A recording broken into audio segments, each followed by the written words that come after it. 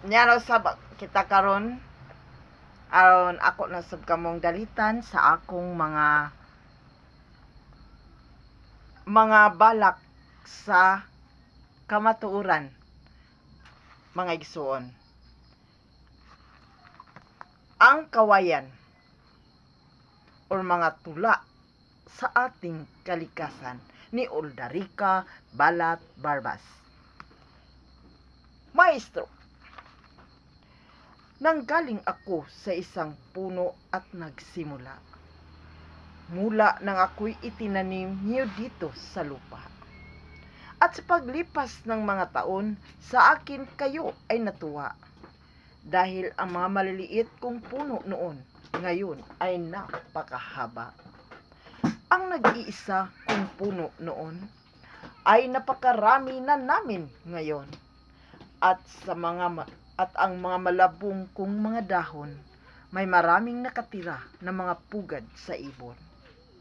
At dahil sa inyong mga pangangailangan, ang mga puno ko ay inyong nilapitan.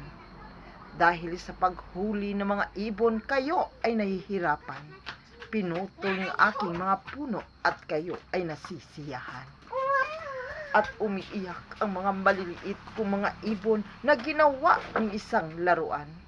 At ang aking mga puno, ginawa niyong bahay, sahig, misa at upuan. Hindi ninyo pinansin ang mga ina ng ibon ay nasa kalungkutan. Dahil ang iniisip ninyo ngayon ay ang sarili lamang. Sa mundo, dumating ang malakas na init. At sa mga kahirapan na kayo ngayon ay nagigipit. At sa iba pang mga puno, ko'y nais pa kayong lumapit. Natatakot kayo dahil ay napakatahimik. Ang paligid sa aking puno ngayon ay madilim. At biglang dumating ang malakas na hangin. Dahil nahihirapan na kayo ngayon sa mga pagkain, pinilit ang iyong sarili sa paglapit sa akin. May maraming mga maliliit na mga puno ang iyong natatagpuan. Kinuha niyo sila kahit hindi pa pwedeng mapakinabangan. Inubos niyo ang lahat dahil sa inyong mga pangangailangan. Paanong aking mga ipon, wala ng mga puno pang madadapuhan. Mao kini ang tula sa kalikasan ng gagaling sa kawayan.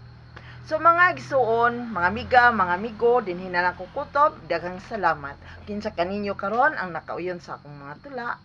Palihog lang ko sa subscribe sa akong channel ni Oldarica Balat Barbas. Bye-bye!